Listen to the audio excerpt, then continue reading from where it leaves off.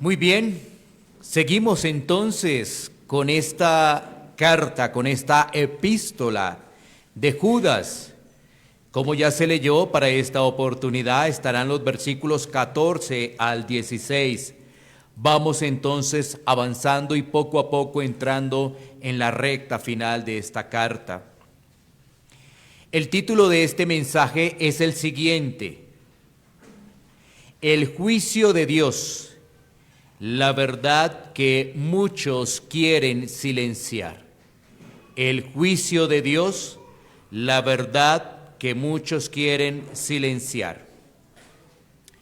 Hablar del juicio, hablar del lago de fuego, no es algo muy común para estos días.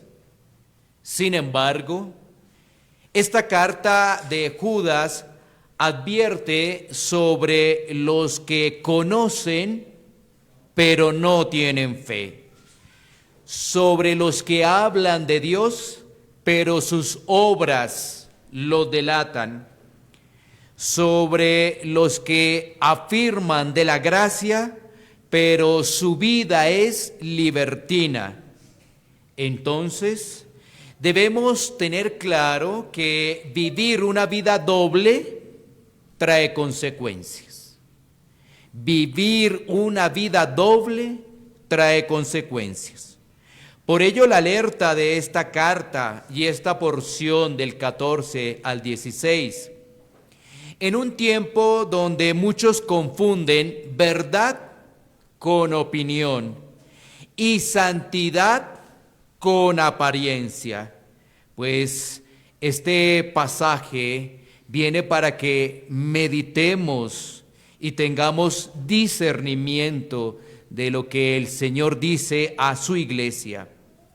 Por supuesto que no es un mensaje suave ni negociable, más bien es una advertencia directa contra la impiedad disfrazada de espiritualidad. No se está hablando de errores inocentes, sino se está hablando más bien de corazones arrogantes, corazones rebeldes, que han decidido caminar lejos de Dios, pero que están dentro del pueblo de Dios. Así que hay una realidad, por supuesto, que incomoda. Y hay que tener claro que Dios no ignora la corrupción. Dios no pasa por alto la arrogancia. Y Él no guarda silencio frente a la falsedad. El juicio viene, la justicia se manifestará y todo lo oculto será expuesto. Así que este texto es una advertencia, es un espejo una vez más para examinarnos, porque la pregunta no es si estos hombres existen para este tiempo. No, la pregunta es si los reconocemos, si discernimos ello. Y también la pregunta es si nos estamos pareciendo a ellos. Así que examinemos este pasaje bajo tres enunciados, tres puntos que vamos a desarrollar. El primero es del versículo 14, del versículo 14. Y le he colocado un juicio anunciado en la antigüedad. Un juicio anunciado en la antigüedad. Volvamos a mirar el versículo 14. Dice la Escritura: de estos también profetizó Enoc, séptimo desde Adán, diciendo: he aquí vino el Señor con sus santas decenas de millares. Ahora, Judas vuelve a citar un libro apócrifo. En este caso, el libro de Enoc, primera de Enoc, como se conoce. Este es un libro apócrifo. Recordemos que estos libros no son inspirados estos libros.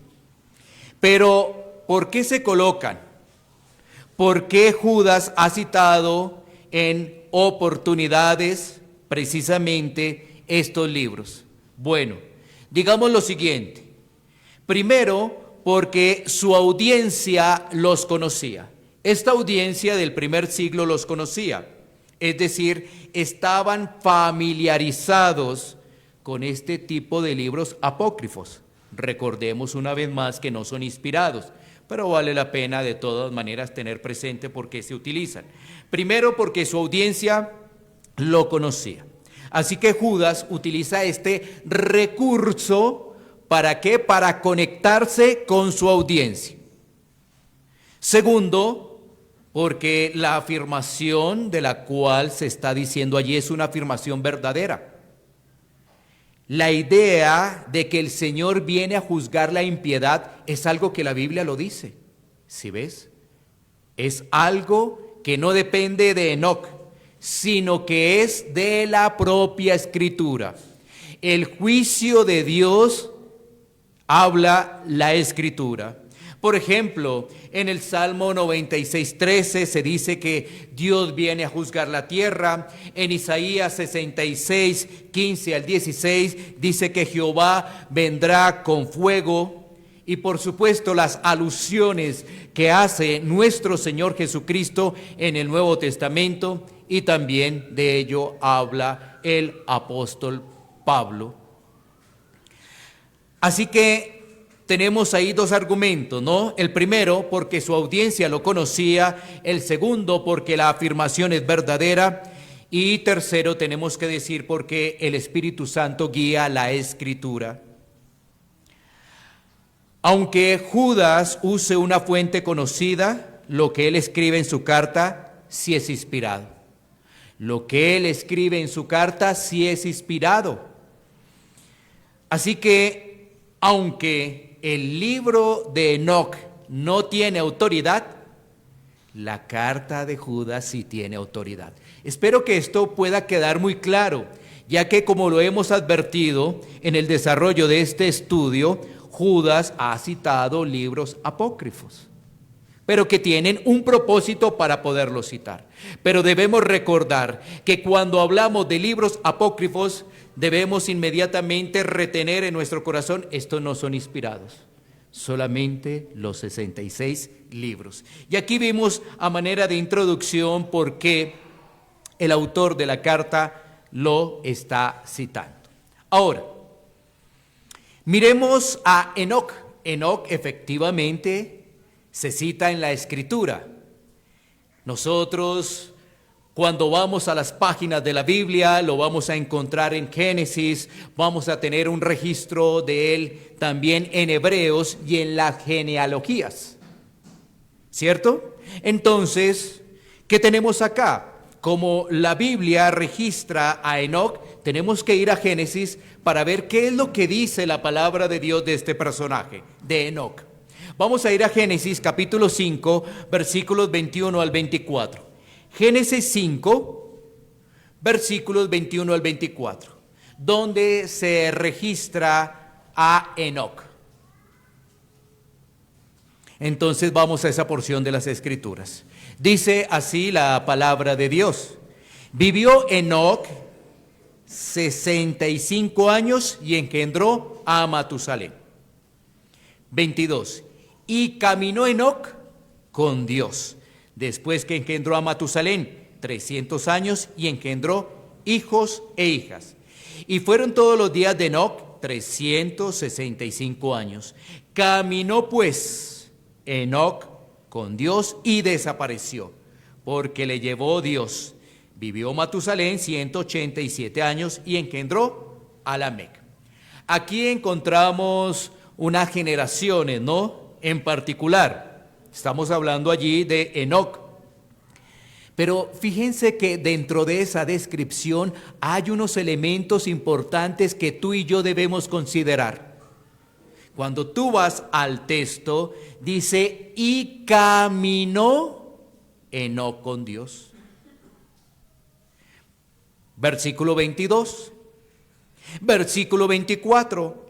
Caminó pues Enoc con Dios. Y hay algo adicional de ese versículo. Y desapareció, porque le llevó Dios.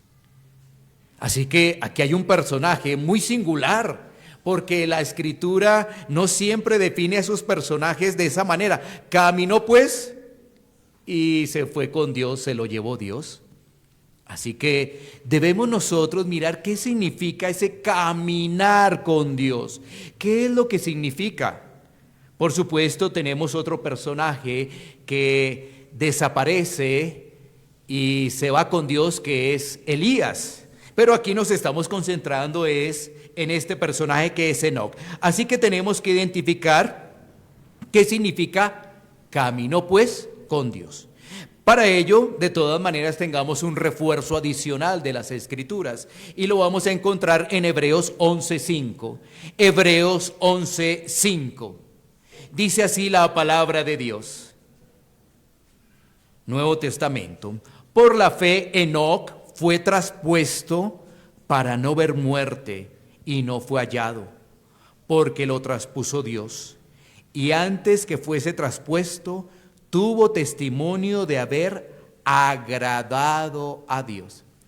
¿Por qué tenemos que ver Hebreos para poder entender qué significa caminar con Dios? Aquí en Hebreos tenemos más elementos de soporte que nos permiten identificar qué es caminar con Dios. Así que examinemos ello. ¿Qué significa la expresión caminar con Dios? Entonces, lo primero que tenemos que decir es una vida de fe. Una vida de fe. Recordemos que sin fe es imposible agradar a Dios. ¿Qué estaba viviendo Enoc en ese momento cuando tú lees el contexto de Génesis? Una generación despiadada, una generación corrupta, una generación rebelde ante Dios. Y aquí hay un personaje que está rendido ante Dios. Así que lo primero es una vida de fe. Lo segundo es que esto implica una relación constante. Una relación constante. Es decir, yo no busco a Dios solamente cuando tengo problemas, cuando tengo dificultades o me parece. No es algo ocasional, no. Es una vida de comunión con Dios. No es solo de momentos, es persistente. Eso significa una relación constante. 3, alinearse con la voluntad de Dios. Alinearse con la voluntad de Dios. Ya que caminar con alguien significa ir en la misma dirección. Caminar con alguien significa ir en la misma dirección. Es decir, espiritualmente, en lo que se refiere a los pensamientos y a las decisiones, va en esa ruta de lo que Dios indica, de lo que Dios dice. Se alinea con su voluntad, no con la voluntad propia, sino lo que Dios ha determinado. 4, obediencia. Así que caminar con Dios también estamos hablando de una obediencia práctica. Es decir, no basta con conocer a Dios. Caminar implica obedecerle en lo cotidiano. Una vez más, cuando nosotros leemos el contexto de Génesis 5, esa generación iba en decadencia, pero Enoc era diferente. Así es. Y finalmente, dependencia. Dependencia. Es decir, una vida de oración, una vida sensible a Dios. Dependencia, una vida de oración y sensible a la voz de Dios. Cuando nosotros miramos el desarrollo del contexto de Génesis 5, vemos que allí, por supuesto, hay un personaje que describe la Escritura que está caminando con Dios. Así que ese caminar, para tenerlo muy presente, significa que este personaje, según lo dice Hebreos, tenía fe. Y esa fe es desarrollada ¿cómo? Bueno, lo podemos recordar con una relación constante, con alinearse con la voluntad de Dios, con una obediencia práctica y con una dependencia hacia su Señor. Así que entonces ya podemos reconocer a Enoc. Pero también el pasaje, fíjense que nos dice que he aquí vino el Señor con sus santas decenas de millares. Y esto nos recuerda también lo que dice Mateo capítulo 25, versículo 31. Mateo 25, 31 dice: cuando el Hijo del Hombre venga en su gloria y todos los santos ángeles con él, entonces se sentará en su trono de gloria. Por supuesto que este pasaje nos está hablando del juicio y de qué pasa con aquellas personas que son rebeldes ante Dios y cómo se están comportando. Así que vemos en el pasaje que acabamos de citar de Mateo 25, esa alusión al juicio. ¿Y quién es el que se encarga de juzgar? Así que desde el inicio, cuando nosotros leemos el primer libro de las Escrituras, Génesis, Dios está advirtiendo de la maldad del hombre y que esa maldad no quedará impune. Desde el inicio se está advirtiendo de la maldad del hombre.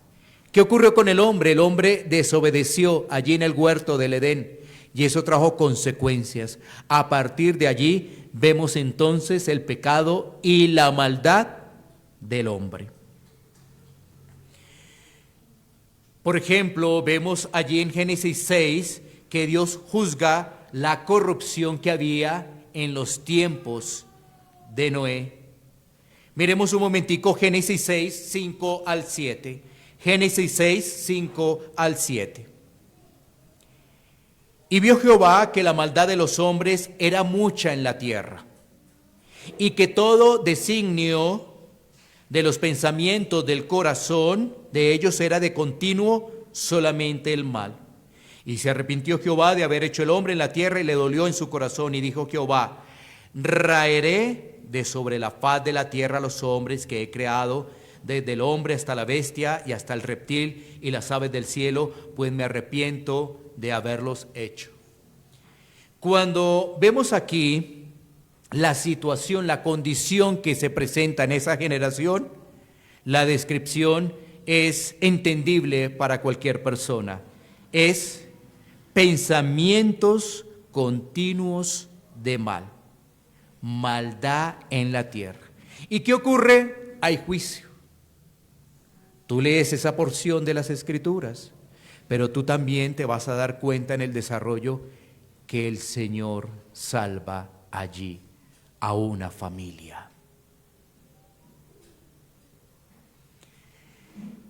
Es interesante el poder ver que hay advertencia y una familia acude a esa advertencia. Los otros no les interesa la advertencia, porque es que sabes que algunos cuando ven el pasaje empezarán a reflexionar en tantas cosas. ¿Y por qué Dios? ¿Y por qué Dios hace esto? ¿Y por qué una cosa? ¿Y por qué la otra? Si tú te das cuenta, hay una advertencia. Y es la advertencia que el Señor trae en todas las generaciones. ¿Para qué? Para que sigamos el ejemplo de Noé. Y miremos lo que nos dice Eclesiastés 12:14, que también habla del tema del juicio. Eclesiastés 12:14 dice: porque Dios traerá toda obra a juicio, juntamente con toda cosa encubierta, sea buena o sea mala. Así que el tema del juicio es algo en lo cual debe ser recordado y no debe ser obviado, ni quitado, ni recortado. Ahora, una vez más, debemos entender que lo que se está hablando en estos pasajes apuntan a algo mayor. Es quién estará allí a cargo de ese juicio. Bueno, la Escritura es muy clara cuando nos dice quién estará a cargo de ese juicio. Hechos 17:31 nos lo recuerda. por cuanto ha establecido un día en el cual juzgará al mundo con justicia por aquel varón a quien designó, dando fe a todos con haberle levantado de los muertos.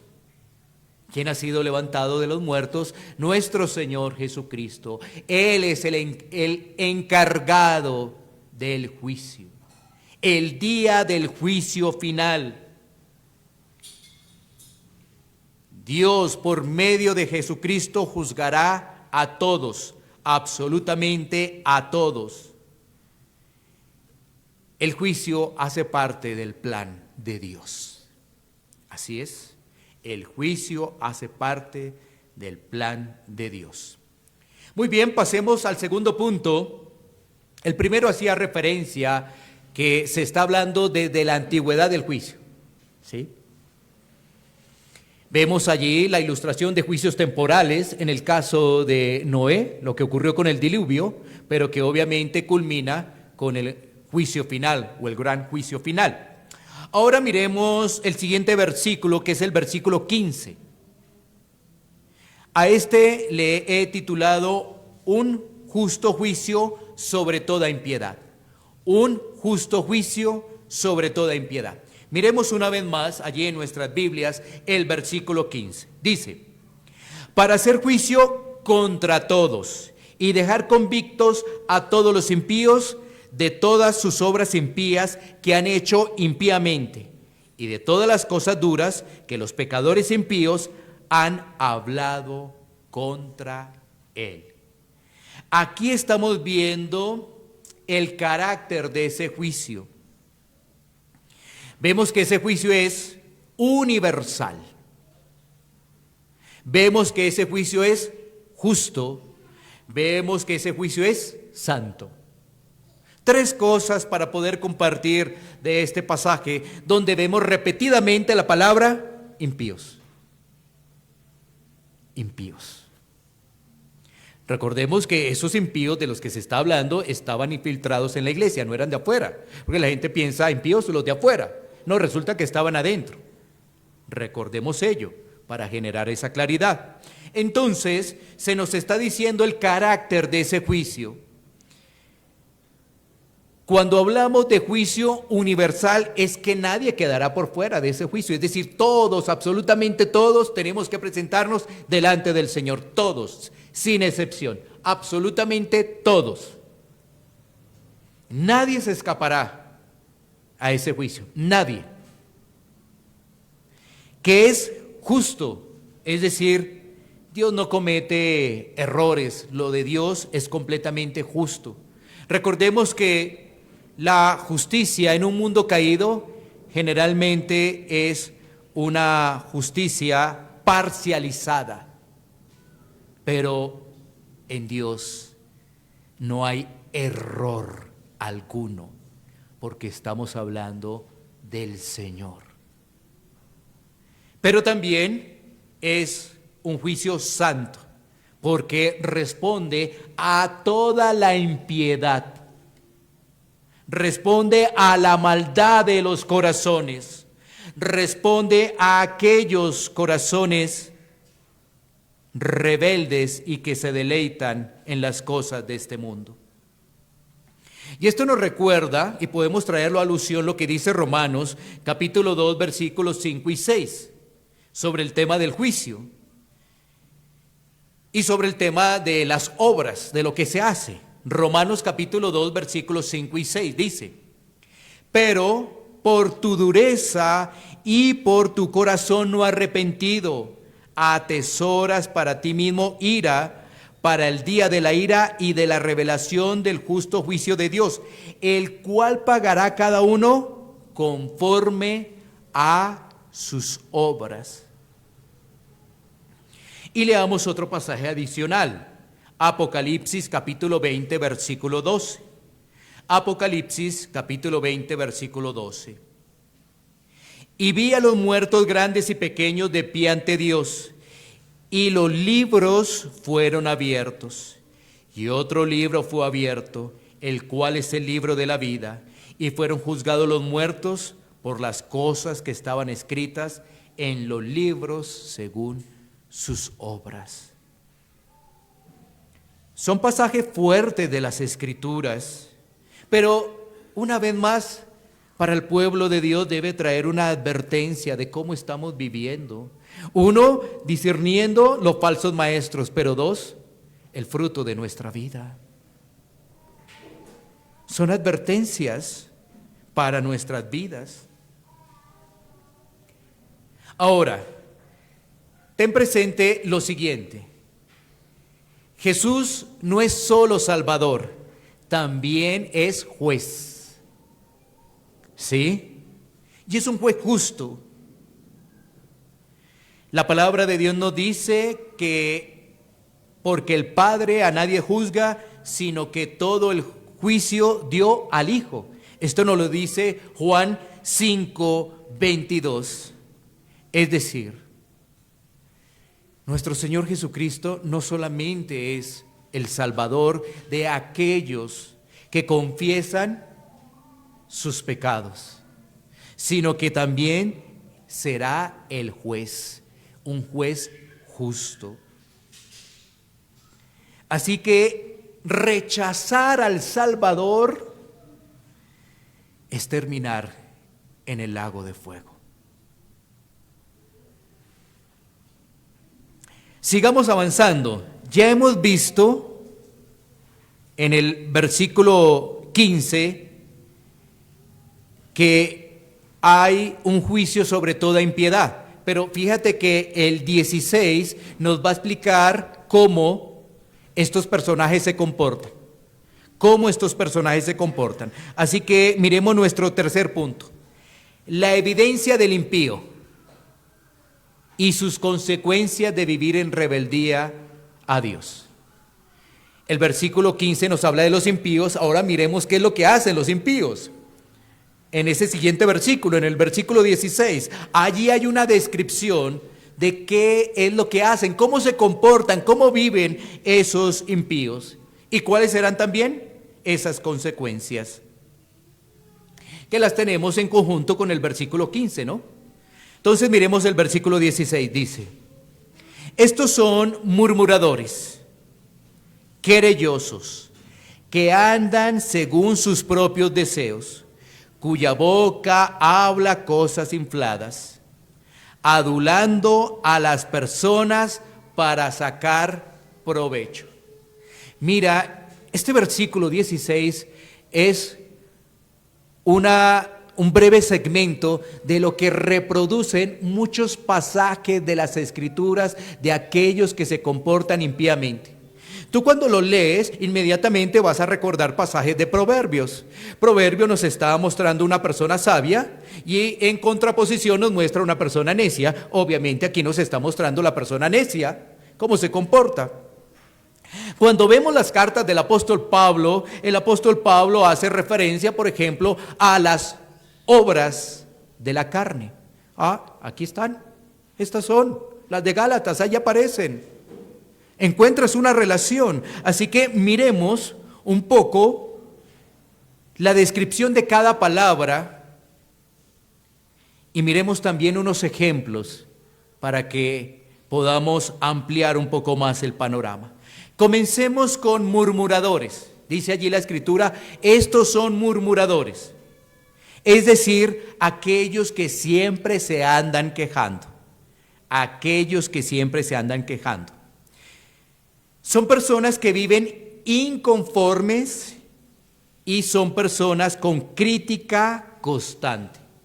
Son personas que viven inconformes y crítica constante. Es decir, que en lugar de hablar edificación, están hablando es destrucción, porque viven murmurando. Pongamos esto a manera de ejemplo. Es en casa aquella persona que se queja por todo y no agradece absolutamente nada.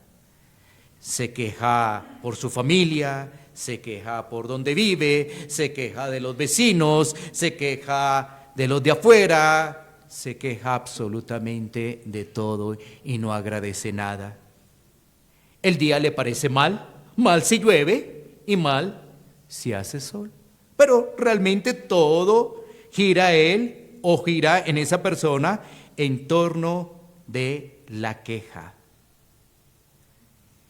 Y sin duda la murmuración contamina el ambiente. Allí está el problema, la murmuración contamina el ambiente, lamentablemente. Por ejemplo, en la iglesia, son aquellas personas que dicen, nada sirve, las cosas no se están haciendo bien, todo está mal, pero no se aportan soluciones. Es muy fácil, como dicen por ahí, mirar el toro desde las barreras.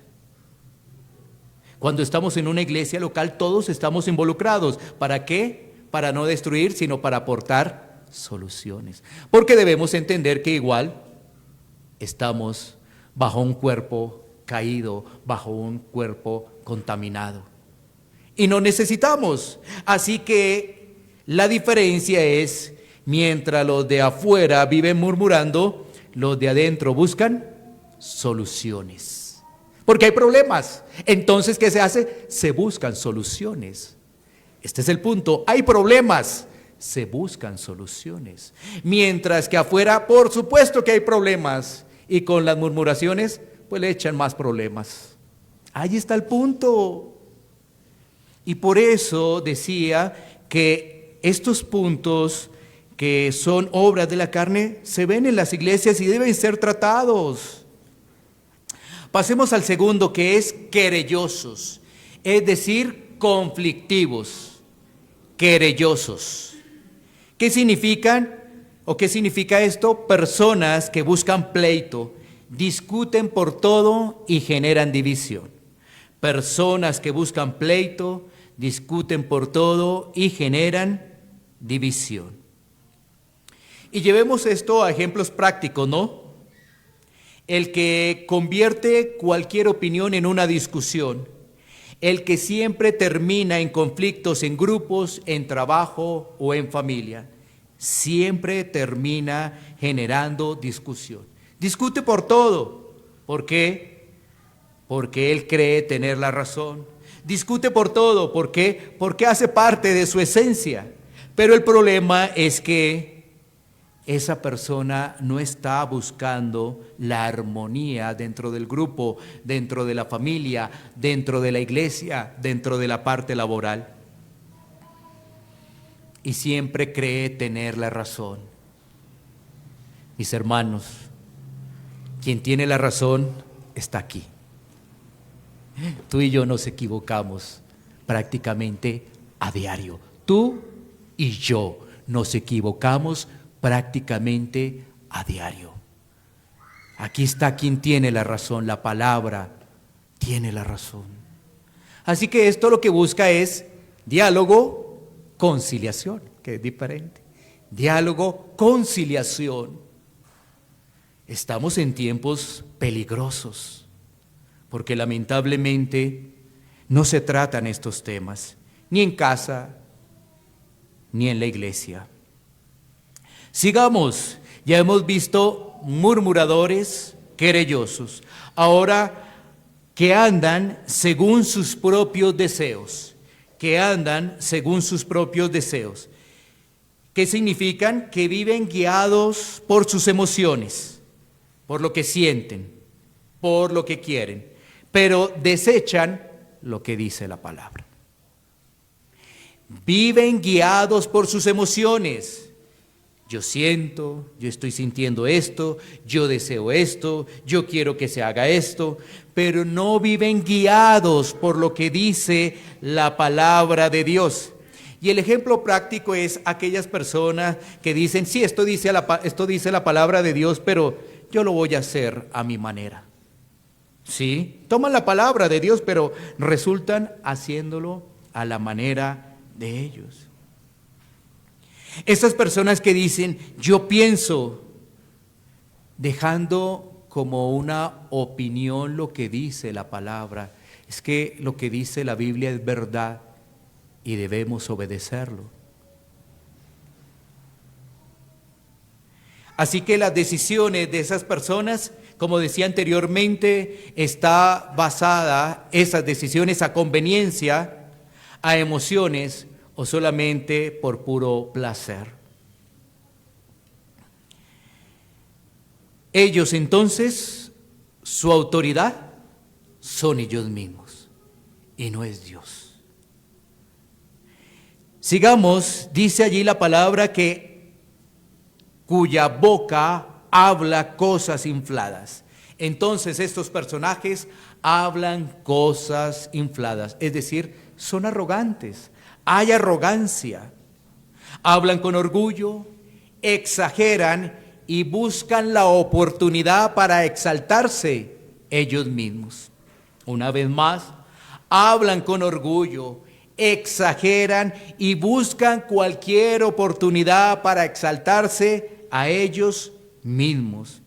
Es como aquel que presume que es mucho más que el otro, porque tiene mayor conocimiento, porque ha leído mayor teología, pero busca presumir frente al otro que tiene ese mayor conocimiento. Es como también en otros círculos donde dices que yo sí tengo la revelación, tú no. Es esa persona que siempre quiere impresionar con palabras, obviamente técnicas, pero que en la forma práctica no hay fruto, lamentablemente. Por eso dice que con su boca hablan cosas infladas.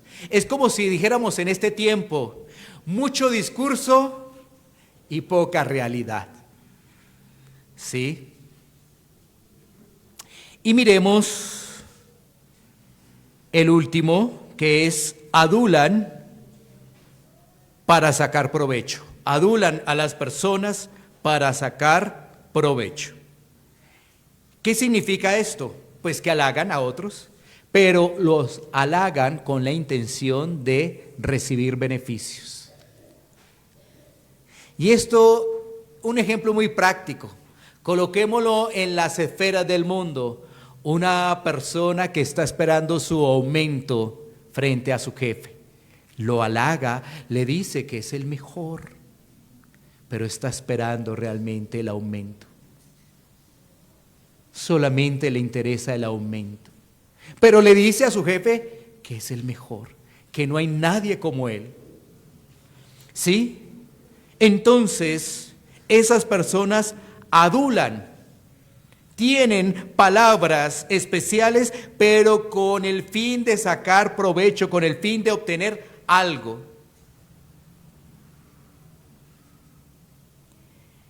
Realmente lo que son estos personajes son unos manipuladores. Esa sería la palabra, manipuladores, porque no es honra genuina, no es honra genuina, es más bien manipulación. ¿Qué nos muestra todo esto del versículo 16? Que el problema no solo es externo, el problema es mucho mayor. El problema es del corazón. Ese es el problema. Ahora, miremos dos textos de las Escrituras para poder corroborar lo que hemos mencionado de estos tipos de personajes, de esas obras impías, obras indignas. Y para ello tomamos el pasaje de Romanos 1, 28, 32. Romanos 1, 28, 32.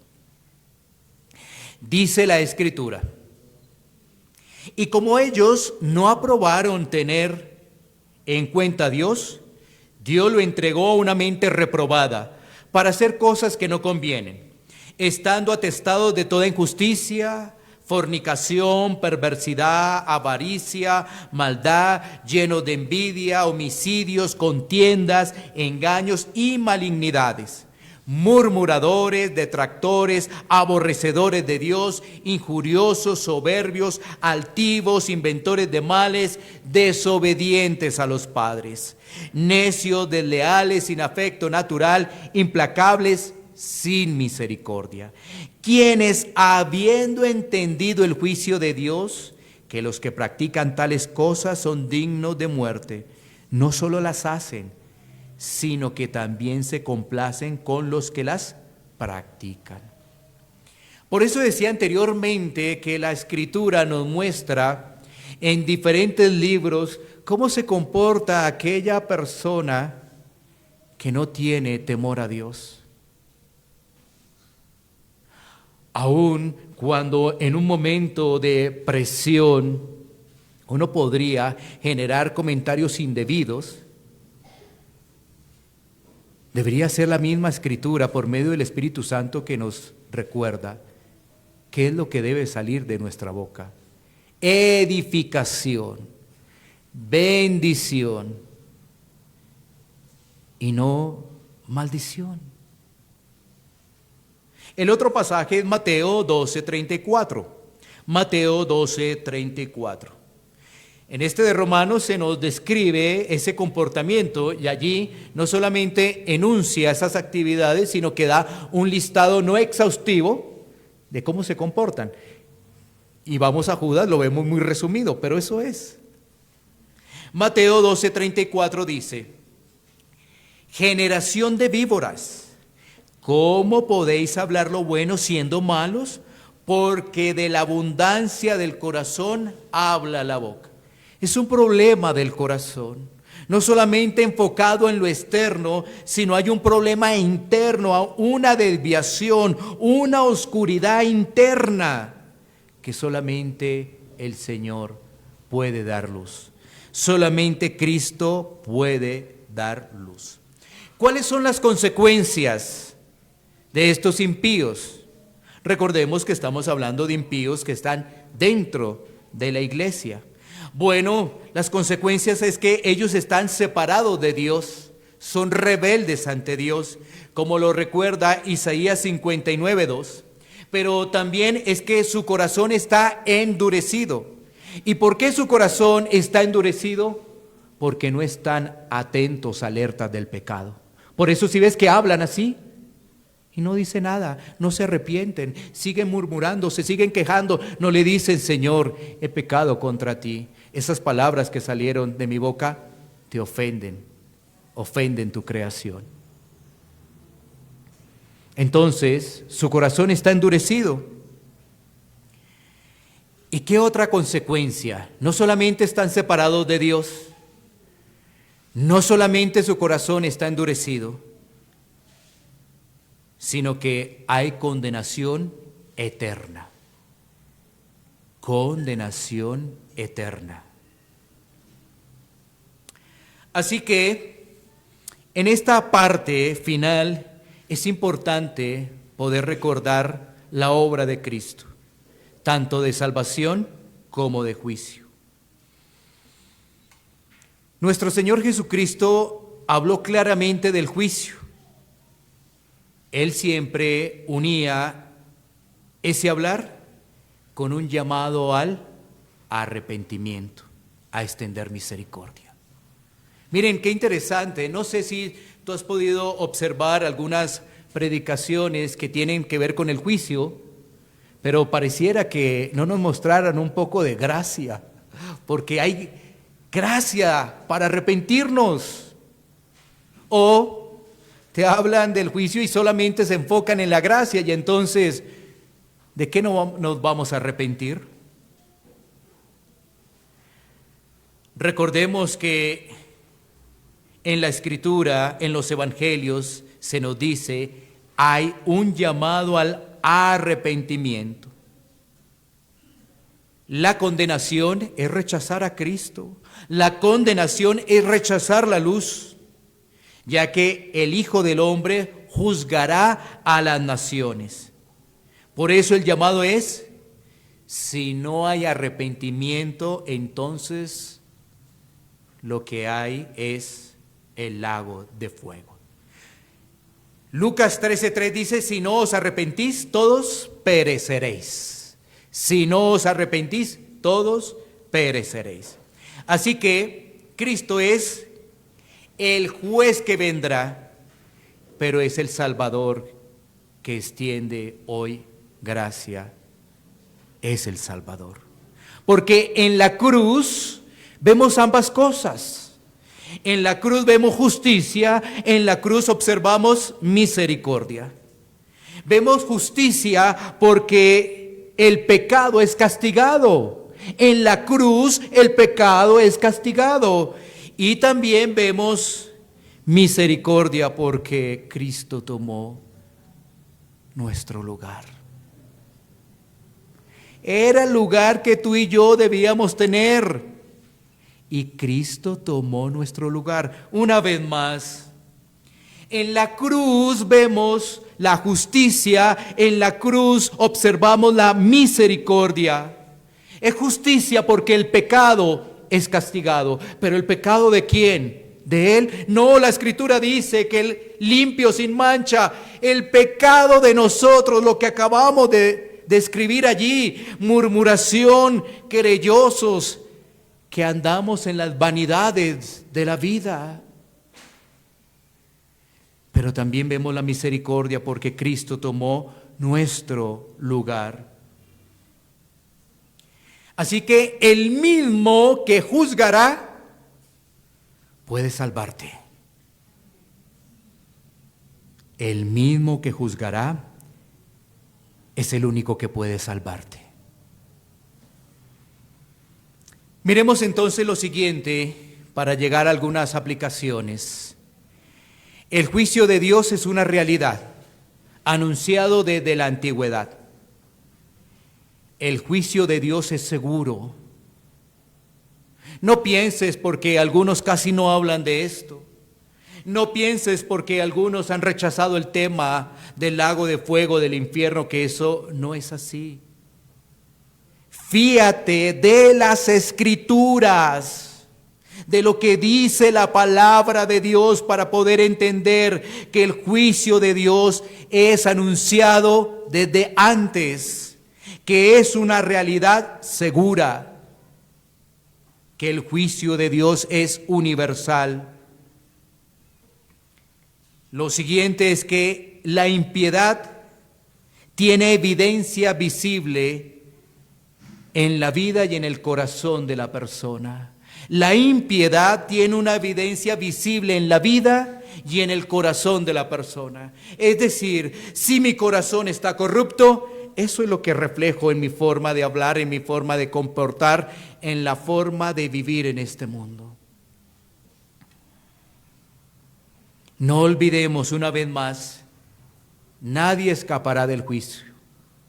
Es decir, todos los que estamos acá, me incluyo por supuesto, todos los que estamos acá estaremos delante del Señor. Todos. No, yo me comporté mejor. No, yo hice estas cosas. No, todos. Por eso no podemos olvidar que Dios ha mostrado misericordia enviando a su Hijo para que reconozcamos nuestra situación y clamemos a Cristo. ¿Qué implica ello? Bueno, una vez más, como siempre lo decimos, que debemos examinarnos continuamente de nuestra vida, continuamente. Sí, esto para ilustrarlo es de la siguiente forma: cuando tú estás en un estudio, en una universidad, en un colegio, siempre te están evaluando. Y uno dice, yo ya no quiero más exámenes. Pero ¿sabes qué? La vida cristiana es de un examen continuo. No podemos pensar que hoy lo hice bien, ya todo está bien. Pero hay un mañana y tú necesitas estar siendo examinado. No podemos olvidar que también dentro de ese examen debemos mirar dos cosas: si nuestro arrepentimiento ha sido genuino y si nos estamos arrepintiendo constantemente. Si el arrepentimiento ha sido genuino y también si nos estamos arrepintiendo constantemente. ¿Por qué? Porque muchas veces cuando se nos presentan estas obras impías, muchas veces muchos de nosotros nos sentimos aludidos y que hemos caído en ello.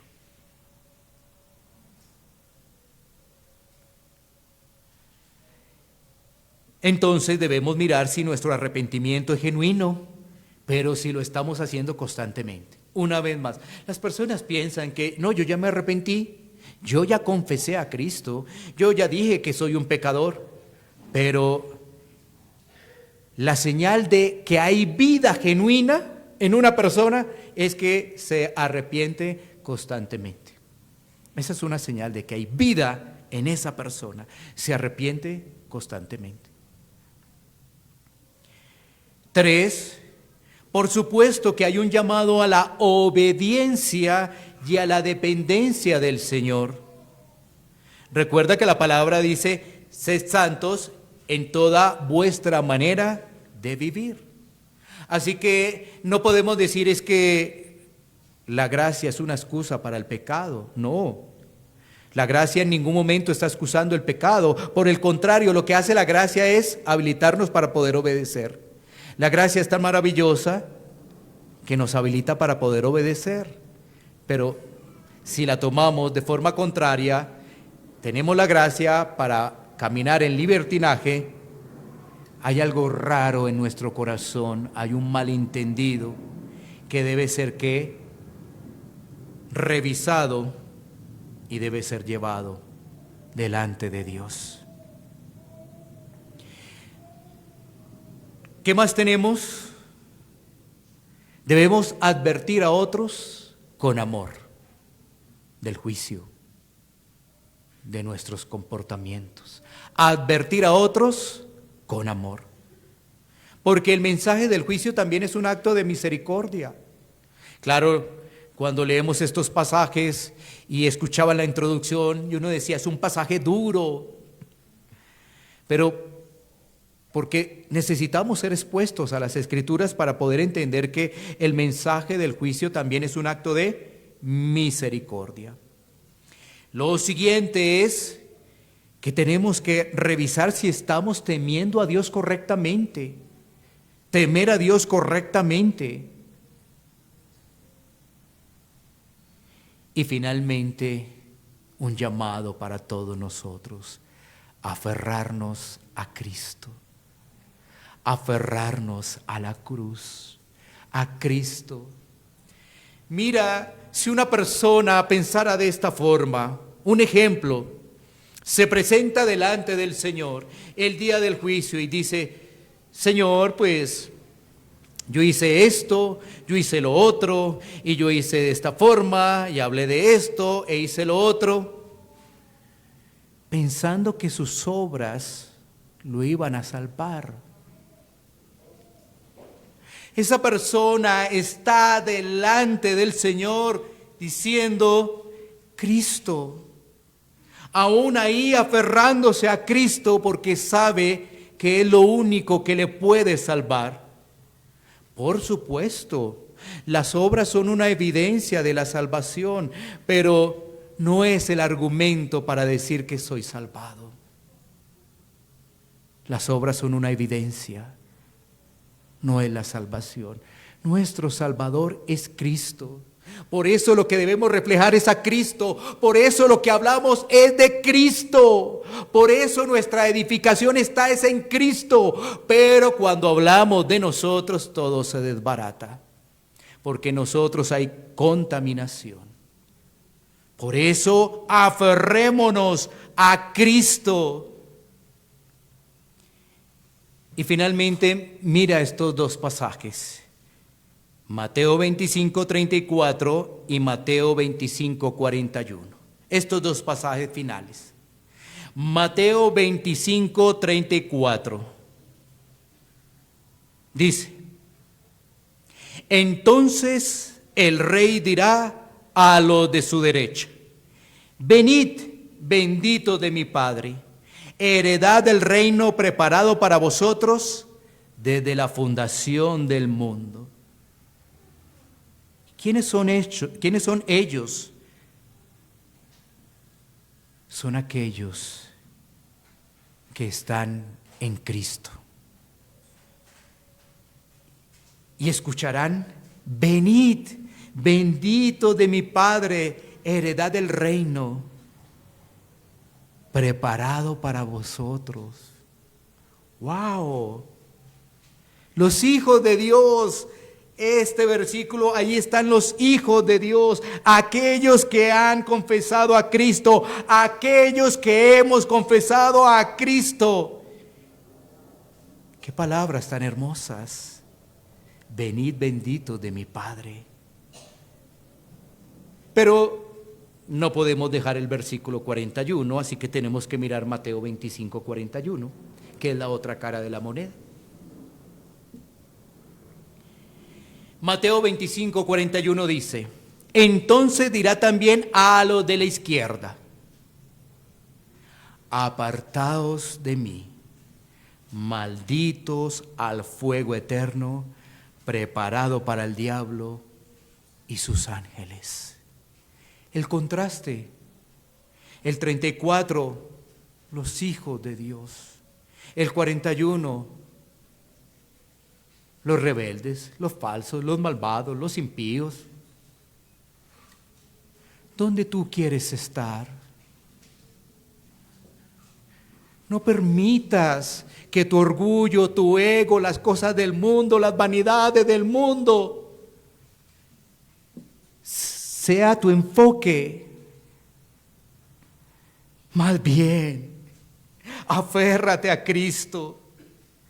Aférrate a su misericordia y a la gracia que Él extiende. No clamamos por Cristo por miedo al infierno. Clamamos por Cristo porque encontramos que en nosotros no hay nada bueno. No hay nada bueno. Pero que en Cristo podemos crecer y ser de ejemplo para otros. El Señor nos ayude y extienda misericordia. Vamos entonces a orar.